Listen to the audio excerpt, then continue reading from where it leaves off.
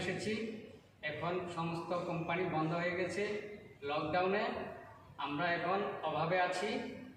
আমরা যেভাবে কোম্পানিতে কাজ করতাম, এখন আমরা খাওয়া দাওয়া সমস্যা আছি।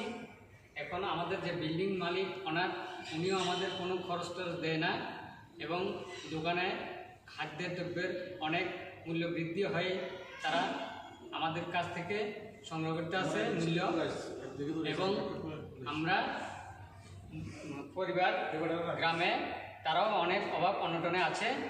এখন আমরা কি করি, আমাদের ত্রিপুরা রাজ্যের মাননীয় মুখ্যমন্ত্রীর কাছে আমাদের অনুরোধ থাকবে, আমাদের যেন অভাব অনটন থেকে দূর করে।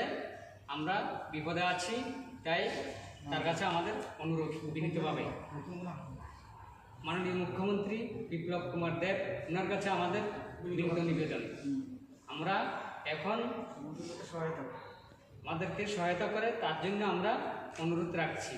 নমস্কার।